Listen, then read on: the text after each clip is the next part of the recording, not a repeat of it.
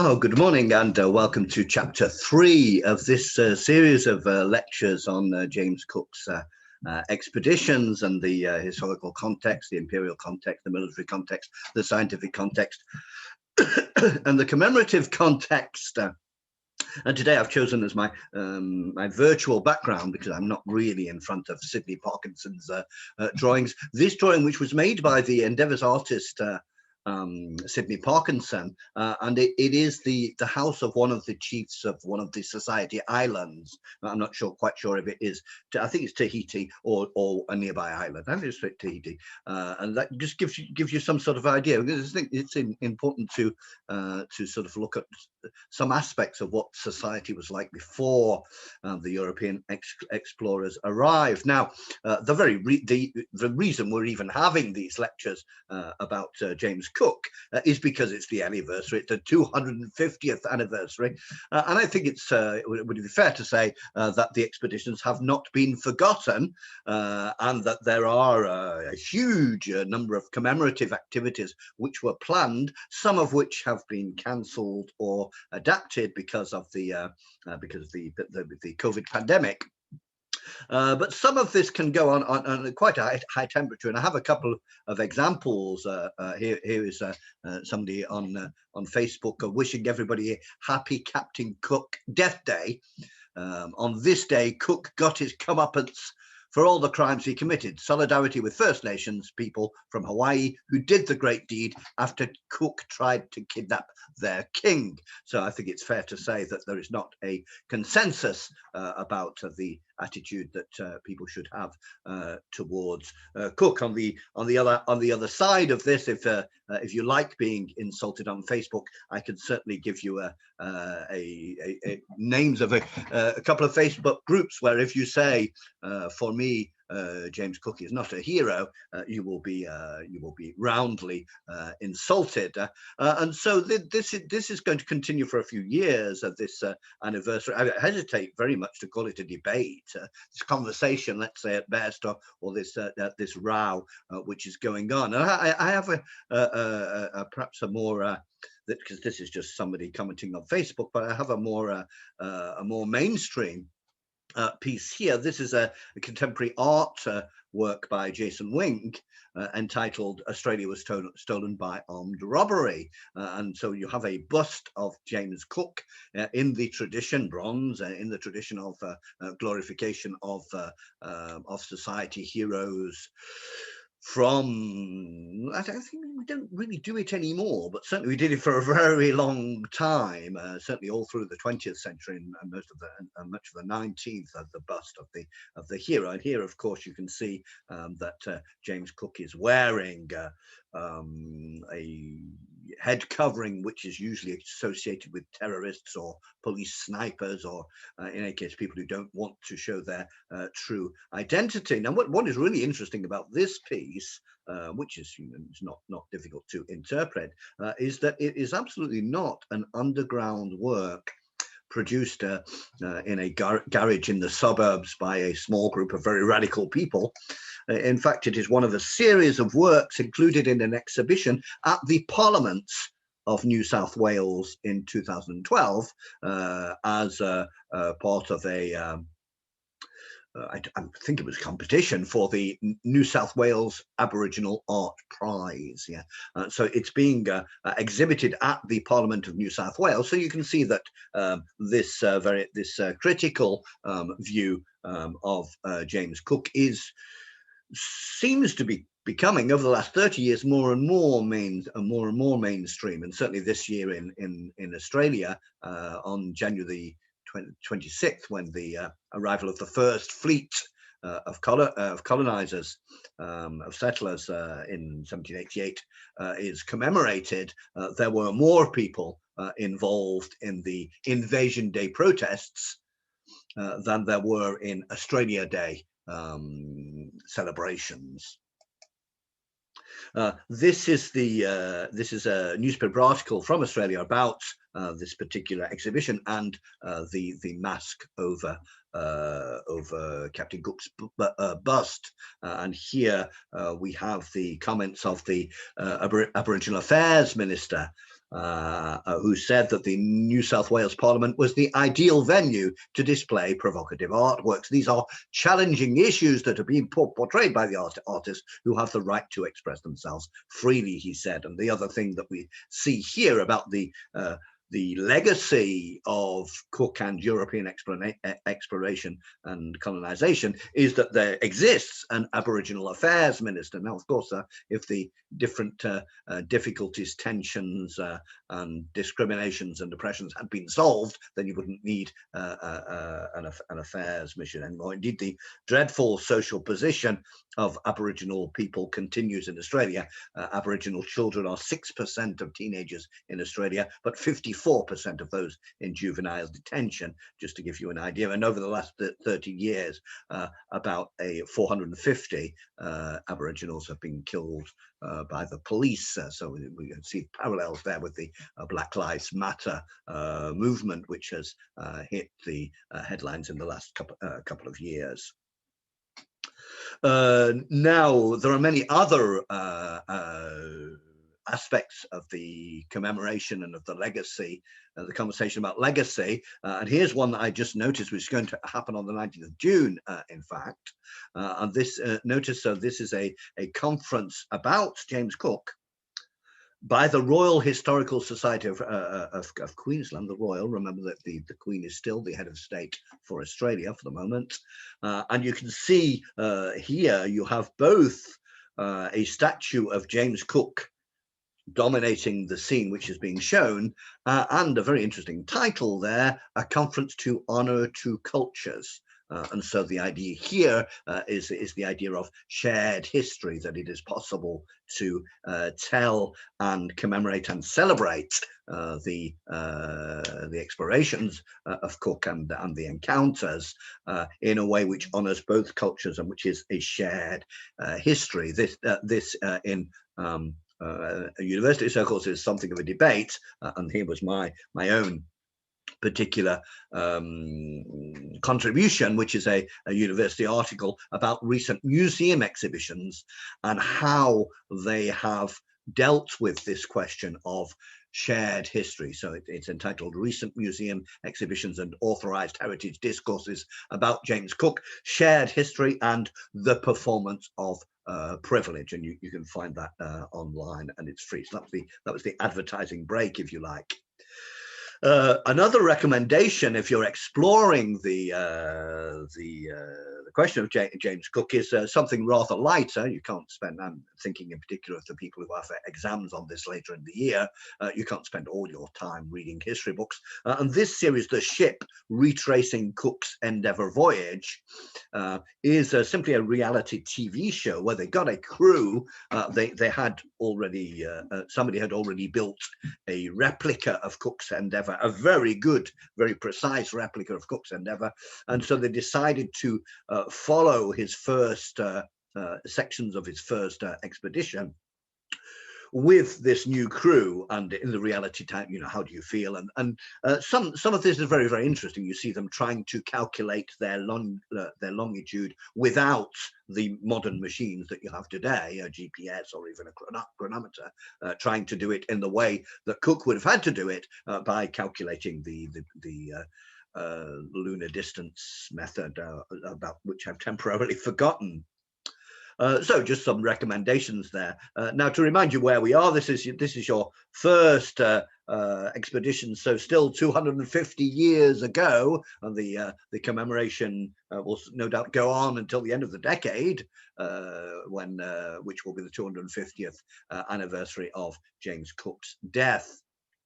So that's where he went on the first expedition, and here is the little summary of how far he went. Now, in my last chapter, I got us at least as far as Tierra del Fuego, so the very southern tip of South America, and I'm going to move up through Tahiti and onto New Zealand, no doubt, today.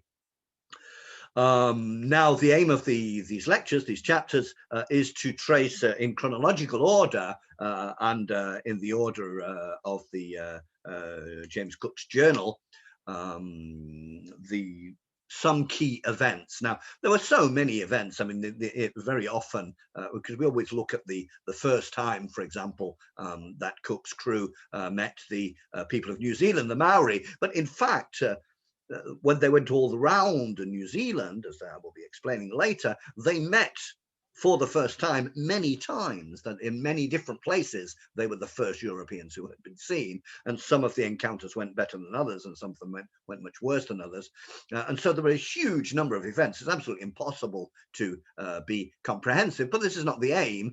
The aim is to take some events and episodes which I consider to be explanatory or perhaps in some way representative. This is no doubt why my chapters on the first voyage will be somewhat longer than the ones on the second and third expeditions, because very often things happen for the first time, and that's the moment when I will try to explain them. So that's where we are at the moment. The last time I finished with mentioning the expedition of Bougainville, who also wrote a journal, but he was a much more literary, intellectual man, and his diary is full of speculations about imperial history and the future of the Spanish Empire, and so on and so forth. I'm still trying to find out more about Bougainville, because it's exactly at the same time, or very close to the same time, and so I would be interested to hear,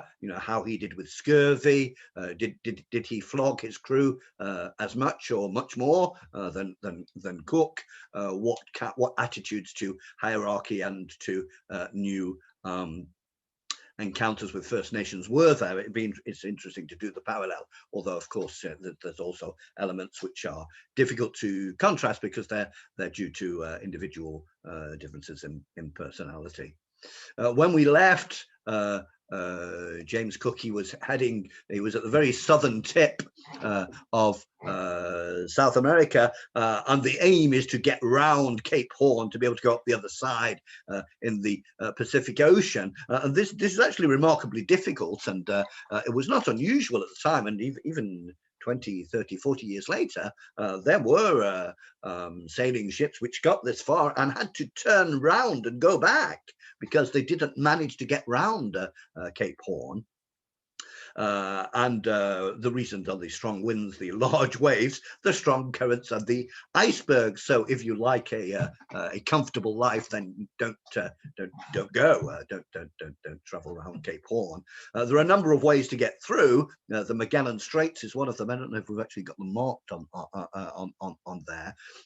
And indeed, Cook will be talking about that. On page 32 of his journals, I'm talking here about the Penguin Classics edition, which I'm looking at. We hear about Cook's plan for his route. Now, he's planned his route having read ship's journals from previous ships, and he reports his reflections on the best way to get round the southernmost point of South America. This is going to be something which is very important for future sailors, and indeed at this point he is mostly writing for future sailors, and you can see in the style and sometimes the technical side of his journal, whereas by the time we get to the third expedition in the journal, he will seem to have an idea of a much wider audience, of popularizing his adventures. At the beginning, in the first journal, he's very much not that person. He's writing for other sailors, and so he makes his decision about how to go round Cape Horn. There don't seem to be traces of discussions with his officers. This is not collegiate leadership. He is the captain, and that's that. Although we have to bear in mind also that who is he writing for? He's writing for future sailors, but he's also very much writing for his boss, the Admiralty. And he often rewrites passages from this journal. We occasionally have the traces in archives of some of the previous versions. In a number of cases, we know that he rewrote it so that his officers did not come out in a bad light. Just like today, we might in a company write a report which minimized the mistakes of a colleague through a sense of loyalty. And so that's important, because we need to remember that although Cook is not in a dangerous position, he's very confident of himself, and he's writing a report he expects to be positively received, because he's carried out his main military mission. First of all, his scientific mission. Well, we're moving on to his scientific mission, and then his military exploration, imperial exploration mission. So he's not. He has no need to lie all the time. Nevertheless, he is obviously going to present himself in the best light possible. As they moved south, Cook comments on page 35 of the many men of war birds that are around here, and you just have an idea of how exciting some of these sights must have been for the Yorkshire or Irish sailors who were with him, and no doubt one of the reasons that they went on the trip, because most of them were volunteers. We think that at least one person was press ganged in Madeira, that it was obliged to join the Navy. The press gang was a tradition at the time where sailors, if they got drunk in Liverpool, they could suddenly find themselves, they could wake up on a boat and say, "You're in the Royal Navy, this is press gang." It was legal. It was not illegal. Now, most of Cook's crew were not press ganged, but we think that there was at least one who was. But so most of them were going. Well, they got a lot of food. May not have been necessarily very good food. They got a lot of adventure, which they may not have got otherwise. Also, there's a certain mix of origin in there. We know when we get to Batavia later on, we'll find that there are people among Cook's crew who speak Portuguese. Now, we don't know why. They maybe Portuguese sailors who joined.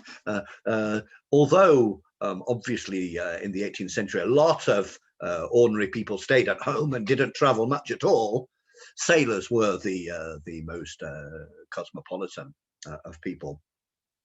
A few days later, there's a rather sad incident where Cook notes the suicide of a man who is suspected of stealing. Yeah, so you can imagine that he's suspected of stealing, and it's not like he can do what you might do if you're at home, move to another village, or go and stay with your uncle 40 miles away, which is a long, long way. And in this case, the man actually commits suicide.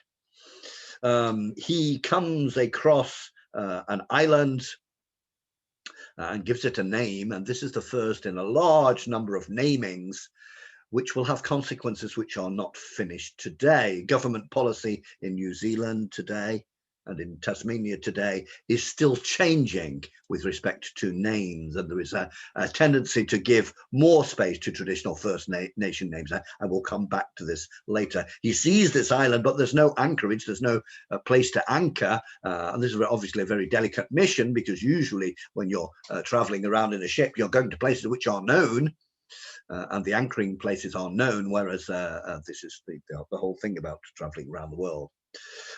He arrives then they arrive at King George's Island, which we know today as Tahiti.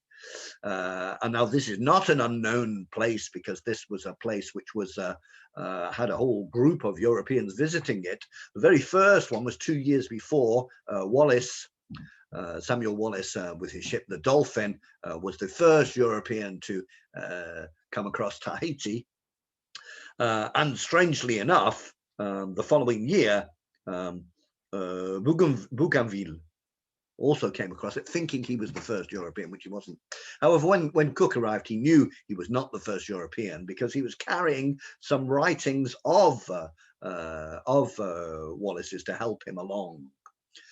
The story of the name is very interesting, because Wallis had named it King George III Island. Bougainville gave it another name, I think it's Citer or something Citer. But as Cook came along, well, Joseph Banks, very rich, very young, very confident, very communicative, spent a lot of time communicating with local people, and found that the name of the island was Tahiti or something like that, and some of Cook's maps will carry this name. This is something of a counterexample, because generally James Cook and such explorers are not too interested in whether a place had a local name or not, and they are there to do the naming. So, as I mentioned, Cook is the third European to visit Tahiti, and indeed Anne Salmon has written a series of 3 books: one about Wallace, one about Bougainville, one about Cook, and their arrival in Tahiti. Which are very, very interesting books. So Wallace had been there 2 years earlier, a British naval officer with a 2-ship expedition to circumnavigate the world. Wallace had said very, very good things about Tahiti when he had arrived. He had been very ill indeed. Samuel Wallace and the local woman chief ordered him to be brought ashore and proposed to help with massage, a sort of deep tissue massage specific to Tahiti. And this was the first European to receive a Tahitian massage. He said it really helped. Cook was carrying with him writings by Wallace. He wanted, he needed writings to make sure that he was, remember, it's extremely dangerous traveling around the world at this time. And so certainly if you have writings of previous sailors, that's going to help. And they also carried maps of previous sailors. So now, often the maps were very bad or very approximative, that they could be useful, but they certainly were in no way of high quality. But in this particular case, Cook was well served by carrying Wallace's writings with him, because it allowed him to find the bay where it is easy to anchor ships much more easily than would otherwise have been the case. Here is a map of the Society Islands, then, which include Tahiti. You see, Tahiti is the biggest one, and then Taharaya is quite big, and then you have smaller islands like Bora Bora and so on. And so they arrive, and they're quite hopeful, because they've read the wonderfully positive views of Wallace on Tahiti and the Tahitian people, although I'm pretty sure they haven't had time to read what Bougainville had to say. And in Beaglehole's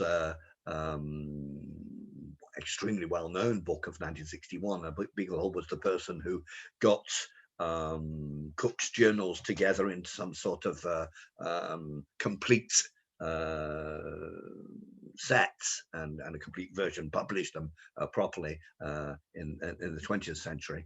And Cook mentioned about in the journals about the Tahitians, 3 things made them our fast friend: their own good-natured and benevolent disposition, gentle treatment on our part, and the dread of our firearms. And so here we have a very clear exposition of the contradictory nature of the relations between the European explorers and the First Nations. Just to give us an idea of some tiny elements of Tahitian culture and society before the arrival of the European explorers, here are some of the elements which were brought back from Tahiti by Cook, not necessarily on the first expedition. Some of these were for later. You see, you have a headrest up there, a bark cloth beater. If you want to beat your bark cloth, that's what you're doing. So bark cloth was an important product for local use, that is using the bark of trees in order to make a cloth for clothing and so on. A food pounder, you're destroying food, a hafted axe, and a nose flute. Yes, so there's a few of the items picked up by Cook out there. So one of the reasons I show you this is just to remind us regularly, because the whole general view of European explorers is absolutely drenched in the idea of in feelings of European superiority, and in the films and so on, we quite often get an impression that that nothing happened there before the Europeans arrived. And so these items give some ideas of some of the strengths of local technology, but also some of the weaknesses. If you look at the hafted axe made of stone and wood and coir, it's a pretty well made axe, but I'm sure that you can imagine that making axes out of stone is a lot of hard work, and that there may be better ways to do it. A more sophisticated product of Tahiti is this piece, which is now part of the British Museum's collection, and that is to say, it is the chief mourner's costume. So this is what one member of the community would wear to officiate in a funeral, and you can see it's quite impressive and dramatic, which is quite appropriate for a funeral, of course. What is interesting about this one is that Cook wanted one of them. You could see it was important and very impressive, and he wanted one of them, but they wouldn't let him have one. The locals wouldn't let him have one, and he managed to collect this one on the second expedition, when he came deliberately, I think, with red feathers, which were very, very difficult to get and which were very important to the locals. And this is something that the British Museum are very pleased about, because, of course, many of the items in the British Museum were simply stolen, whereas this one, they can show that it wasn't stolen because it was refused to him on the first expedition, and then he managed to buy it with things which were valuable to the locals on the second expedition. And this is no doubt why it appeared in this particular recent British Museum, British Library, British Library exhibition. Whereas other items in the collection, so I'm sorry, so this British Library collection, not the British Museum collection. So whereas other items in their collection were not shown, for example, the shield, which they got after a rather violent encounter with local peoples. So they even today in the exhibitions, they're very careful about the politics of what they are showing. Interestingly, when they were preparing it for this recent exhibition a couple of years ago, sorry, incidentally, first of all, here is Tupaya's drawing of the costume, and we'll come back to Tupaya, who is from the Society Islands, and will join Cook on his for a whole section of his expedition.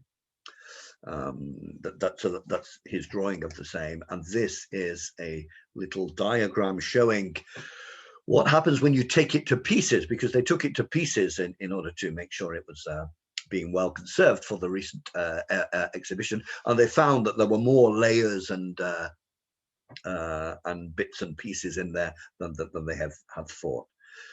So let's get back to the story of the arrival of Cook's first expedition in Tahiti. It's on page 38. He's looking at speaks of the locals who came up in canoes to look at the endeavor, but were uneasy about boarding the ship. Cook establishes at this point specific rules about how sailors may trade. For example, iron or cloth may only be exchanged for provisions.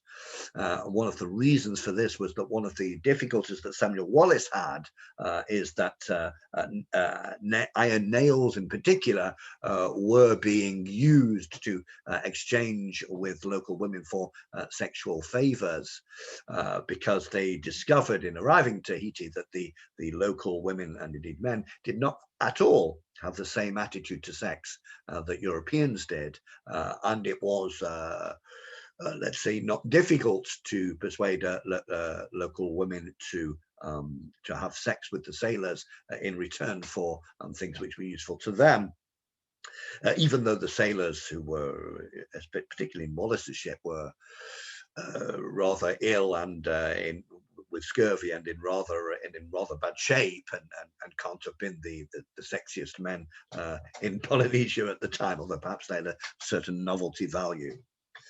So Cook is keen that the same sort of things don't happen as happened with Wallis's ship, because in Wallis's ship the situation was so bad that the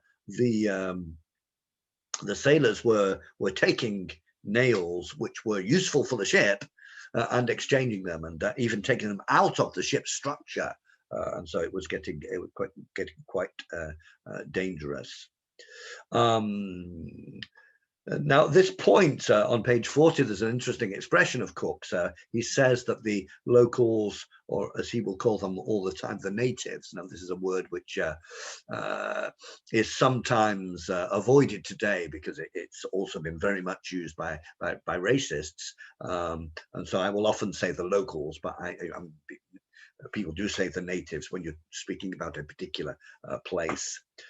Cook will generally say the natives or the Indians, in this way that people used to have, probably still do to some extent, of talking about all First Nations as Indians, the North American Indians, in the South, Los Indios in Bolivia or Peru, and so on. In any case, what he says on page 40 is the locals, and I quote, came to us with all imaginable marks of friendship and submission.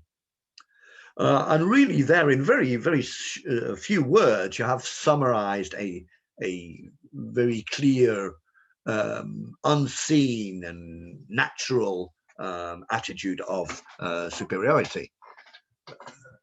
You can imagine that normally, if you're talking about people today, say, oh yes, I'm very good friends with him. He's always submits to me. Was, you know, we normally think of friendship and submission as two completely different things, and this is something to be explored. It certainly seems that Cook does get emotionally attached to different chiefs of First Nations at different points in the first and second expeditions, but certainly one cannot necessarily take at face value the idea of friendship when it is expressed by somebody whose job is to come and see what use somebody else's land could be to the British Empire. Now, Tahiti was at the center of European fantasies about the noble savage, and indeed the Europeans had been fantasizing about a noble savage for a long time. The North American Indians, who finally ended up through a series of wars and massacres, not seeming so much the noble, simple, primitive savage that the Europeans wanted to see. So the North American Indians had, over the 16th century, over the 16th century, lost this aura, and so the search was on, and it was felt by some that Tahiti and the islands were places one might find the noble savage. Bougainville, in particular, in his book, which had been translated into English in 1772, which was to be translated into English in 1772, described Tahiti as an earthly paradise where people lived in bliss, far from the corruption of civilization. And when he sailed away from Tahiti in April 1768, Bougainville wrote in his journal, I'll translate into English, "Farewell, happy and wise people. May you always remain what you are. I shall never recall without a sense of delight the brief time I spent among you. And as long as I live, I shall celebrate the happy island of Cythera. It is the new Utopia." This idea had been around at least since Rousseau, although Rousseau never actually used, as I understand it, the expression noble savage, where other philosophers saw civilization as improving humanity. Rousseau felt the opposite. He wrote, "Nothing is so gentle as man in his primitive state, when placed by nature at an equal distance from the stupidity of brutes and the fatal enlightenment of civil man." Thank you, Mr. Rousseau. And that's about time for the end of the chapter. There will be more. There will be many more. First of all, going through chronologically, and then afterwards focusing in on some particular themes which are important around James Cook. Of course, I have here my historian's hat on, so I'm particularly uninterested in celebrating or denouncing James Cook, and very interested in understanding the world that produced him and the world he produced. Thank you. That's all for today.